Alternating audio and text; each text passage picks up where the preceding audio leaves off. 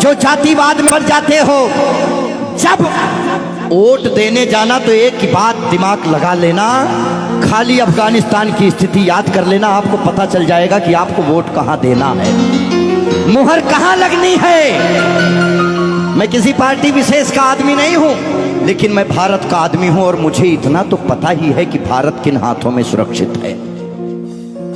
इसीलिए ध्यान से ये जो जातिवाद में हम लोग बट रहे हैं उस पे है कि मन की हल्दी घाटी में राणा के भाले डोले थे, यूं लगता है वीर शिवाजी चीख चीख कर बोले थे। पुरखों का बलिदान घास की रोटी तक शर्मिंदा है, कट गई जंग में राणा की बोटी बोटी शर्मिंदा है। खुद अपनी पहचान मिटा दी कायर भूखे पेटों ने, जो टोपी जालीदार पहन ली हिंदू माँ के बेटों ने। और सर पर लानत, तालियां नहीं, सुनिए पूरी बात, कि मन की हल्दी घाटी में राणा के भाले डोले थे, यूं लगता है वीर शिवाजी चीख चीख कर बोले थे। पुरखों का बलिदान घास की रोटी भी शर्मिंदा है, कट गई जंग में राणा की बोटी बोटी शर्मिंदा है। खुद अपनी पहचान मिटा दी कायर भूखे पेटों ने, जो टोपी जालीदार पहन ली हिंदू माँ के बेटों ने। सर पर लानत वाली छत से फिर खुला ठिकाना अच्छा था, टोपी गोल पहनने से तो मर जाना ही अच्छा था।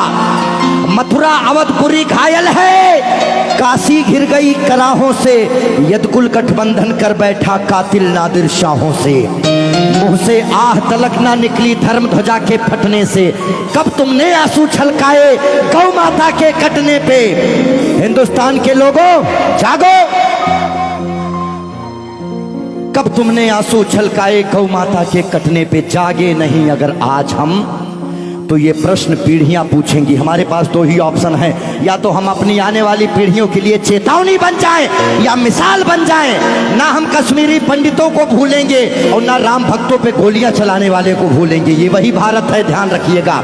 किसी बहकावे में नहीं आना है कि कब तुमने आंसू छलकाए गौ माता के कटने पे, और जागे नहीं अगर हम, तो ये प्रश्न पीढ़ियां पूछेंगी। गन पकड़े हिंदुओं के बेटे और बुरके से लदी बेटियां पूछेंगी, बोलेंगी हे आर्यपुत्र इतना उद्धार किया होता, खतना करवाने से अच्छा हमको मार दिया होता।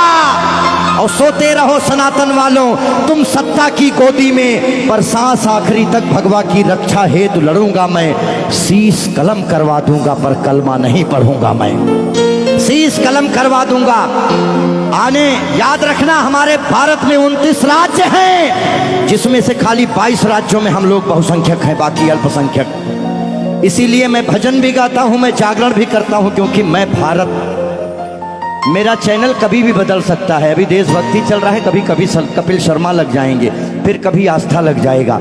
लेकिन एक बात का ध्यान रखना, हमेशा हम आज़ाद कैसे हुए ये बहुत मायने नहीं रखता है, लेकिन हम गुलाम कैसे हुए ये बहुत ज़्यादा मायने रखता है।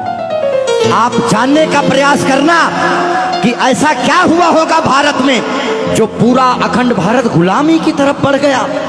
इस देश में जिनको चोर कहना था, जो मुगल भारत को लूटने आए, चाहे वो गजनी रहा हो, चाहे वो औरंगजेब, महान अकबर जिसको जिल्ले इलाही कहा गया, जिल्ले इलाही खुदा की परछाई को कहते हैं। और जो भारत के लोग अकबर को महान बताते हैं, जिल्ले इलाही शहंशाह अकबर, जिल्ले इलाही खुदा की परछाई को कहता है। ये कौन सा जिल्ले इलाही है जो दिल्ली में महिलाओं की मंडियां लगाता है, महिलाओं की खरीदी फरोश करता है? इतनी काली परछाई कौन से जिल्ले इलाही की हो सकती है? इसीलिए आप अपने हीरोज, अपने बच्चों को बताओ कि ये देश भगत सिंह की वजह से, ये देश जियो तिवारी जनेऊधारी, चंद्रशेखर आजाद, ये देश मंगल पांडे, बुंदेले हर बोलों के मुंह हमने सुनी कहानी थी और खूब लड़ी मर्दानी वो तो।